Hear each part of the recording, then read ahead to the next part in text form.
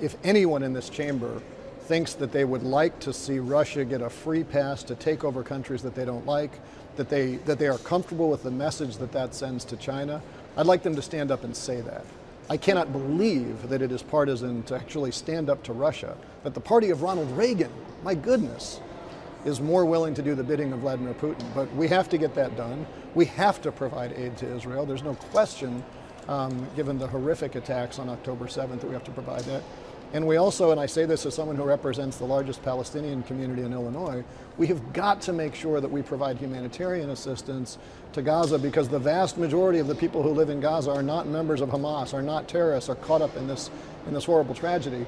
And if we look at those things, the tragedy in Israel, the tragedy in Gaza, the tragedy in Ukraine, and say, you know what we should prioritize here is whether a couple Republicans prefer the interests of Putin or terrorist financing over the interests of those folks, like, we don't deserve to call ourselves Americans, much less members of Congress, if that's actually what we want to fight for.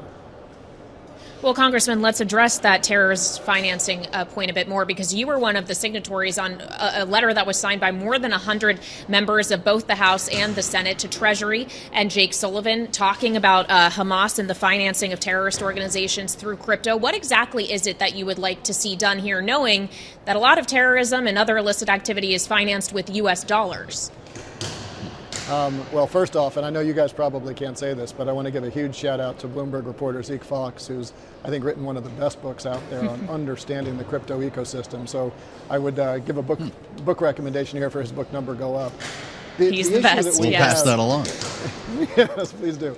The issue that we have is that, based on State Department reporting, and this was the State Department in the last administration under Mike Pompeo, they reported that Iran had provided Hamas with roughly $100 million in funding. Now, I think we can assume, given Mike Pompeo's sort of maximum pressure campaign on Iran, that he was unlikely to understate that number. Maybe he overstated it, but let's give him the benefit of the doubt and say $100 million. Multiple sources, Wall Street Journal, Reuters, have reported that Hamas has received potentially as much as $135 million in addition to that through cryptographic networks, and taken advantage of the fact that these crypto systems are basically designed to prevent you from seeing where the money comes from. And that is a huge problem. We've been in touch with the White House, we've been in touch with Treasury, we're going to get a classified briefing on this later this week. But if we are calling out, as we should, Iran's role in financing terrorism around the world, we should be calling out the crypto industry even louder, because they appear to be a larger source of this funding. And I do want to point out, that letter that we sent, which, as you pointed out, had over 100 members, was bipartisan in the Senate. Lindsey Graham, Roger Marshall were both on it. Angus King, as an independent, was on it. In the House, it was strictly Democratic support on that, in spite of us reaching out.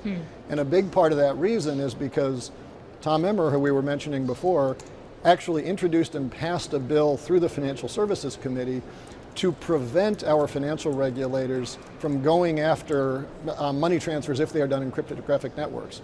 Warren Davidson has passed a similar bill to make it easier to traffic money through cryptographic networks. And Patrick McHenry, Speaker Pro Tem, Chair of the Financial Services Committee, has also supported that. And so we've had a real problem getting Republican support in the House for something that seems really easy. Let's not use financial networks to send money to terrorists.